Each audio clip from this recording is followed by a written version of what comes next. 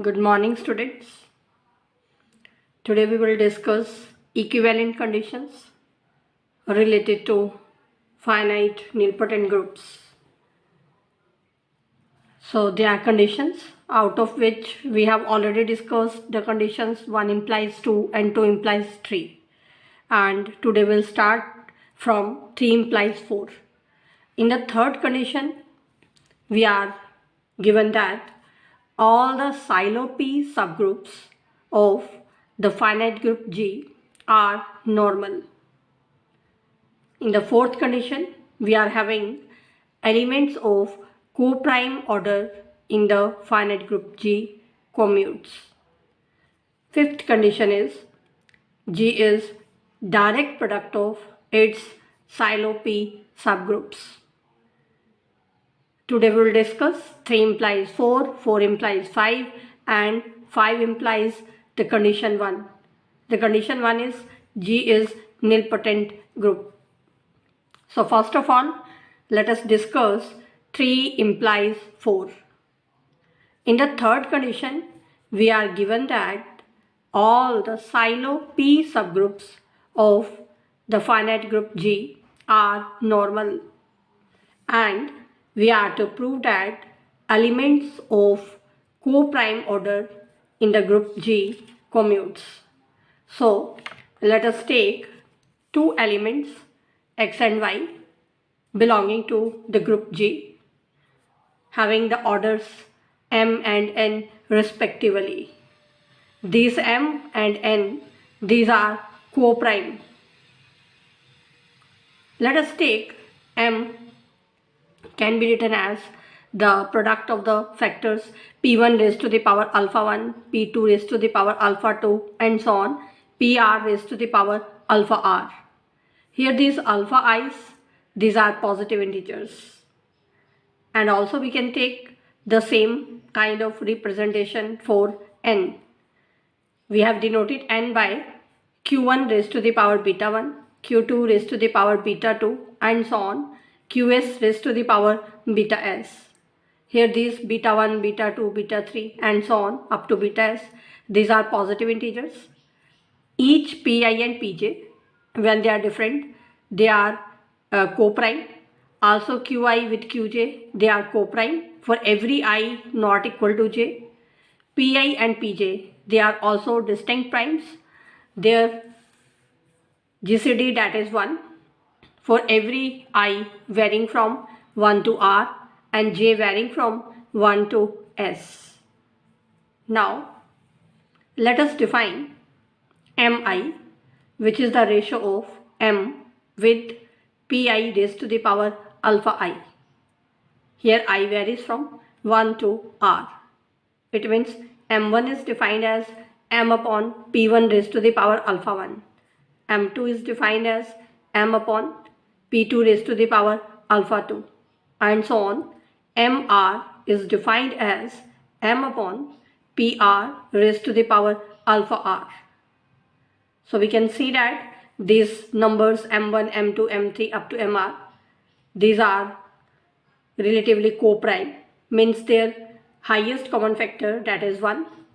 So we can use the result of number theory. If we have the numbers having the highest common factor as 1, then there exist integers u1, u2, u3 up to ur such that m1 into u1 plus m2 into u2 and so on up to mr into ur, that is 1. Now let us consider x raised to the power 1. Now this can be written as x raised to the power m1 u1 plus m2 u2 plus m3 u3 and so on up to mr ur. We can write this term in the form x raised to the power m1 u1 into x raised to the power m2 u2 and so on x raised to the power mr ur. Now let us take a notation for these expressions. Let us denote xi is x raised to the power mi ui. So by using this notation for every I varying from 1 to r, This is x1, this is x2, and so on. This is xr. So we can write x as x1 into x2 into x3 up to xr. Now let us find pi raised to the power alpha I power of xi. Putting the value, xi is x raised to the power mi ui. Now from here we can see that m is the product of mi with pi raised to the power alpha I. So putting the value here, xi raised to the power pi raised to the power alpha I, this can be written as x raised to the power m ui. Now x raised to the power m, this is identity because order of x is m. So identity raised to the power ui, so that will become identity. It means if we take this power of element xi, then we get identity. So we can say that the order of the element xi, that will be some power of pi, and therefore we can say that the element xi will be an element of some silo pi subgroup. So let us take a silo pi subgroup denoted by GPI, such that this xi is the element of this subgroup. So we have shown that if x can be written as x1 into x2 into x3 and so on up to xr, then each xi is an element of silo pi subgroup. Here xi belongs to the silo pi subgroup GPI. Similarly, we can show for y. Y can be written as y1 into y2 into y3 and so on up to ys, where each yj, that is an element of silo qj subgroup, that we have taken as gqj. So yj belongs to the silo qj subgroup gqj, and this is true for every j varying from 1 to s. Now we are given in the statement that all the silo p subgroups of G are normal. So these are normal in G, and this is true for every I varying from 1 to R and J varying from 1 to S. So by using the definition of normal subgroup of a group G, we can say that xi inverse, y inverse, xi yi, that belongs to the silo pi subgroup GPI. And also by the same definition, we can say that xi inverse, y inverse, xi yi belongs to the silo qj subgroup GQJ. So we can say that this element belongs to the intersection of two subgroups of G. Now the intersection of these two subgroups, that is identity. So we can say that the element xi inverse, yi inverse, xi, yi, this becomes identity. So we can say that xi into yi is same as yi into xi. So we have proved that xi and yi commutes with each other. Now let us find x into y. Putting the values, x is x1 into x2 into x3 up to xr, and y is y1 into y2 into y3 and so on up to ys. Now using this condition, because each xi commutes with each yi, so we can write this expression as y1 into y2 into y3 and so on up to ys into x1, x2, x3 up to xr. Now this is y and this is x. So we can say that xy is the same as yx. So we have proved that the elements of co-prime order in G commutes with each other. So this completes the proof of 3 implies 4. Now next we prove the condition 4 implies 5. In the fourth condition, we are given that elements of co-prime order in G commutes, and we are to prove that G is direct product of its silo P subgroups. Now let us take order of G in the form P1 raised to the power S1, P2 raised to the power S2 and so on, Pm raised to the power Sm. Here S1, S2, S3 up to Sm, these are positive integers, and each Pi, these are primes and these are distinct primes. Now for each I varying from 1 to m, this G has silo Pi subgroup of order Pi raised to the power Si. So let us denote the silo Pi subgroup by the symbol GPI. Now by the given condition, the elements of co-prime order in G commutes, and therefore we can say that each GPI commutes with each GPJ whenever I and J are different. So we can say that GPI into GPJ, that is a subgroup of G of order Pi raised to the power Si into Pj raised to the power Sj. We can generalize this result by using simple induction.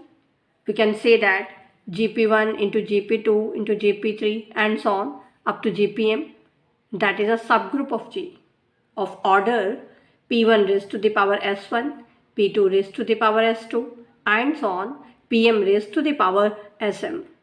But this is order of G. So we can say that G is same as Gp1 into Gp2 into Gp3 and so on up to Gpm. Now because we are to prove that G is direct product of its silo P subgroups, so the first condition for the direct product has been proved.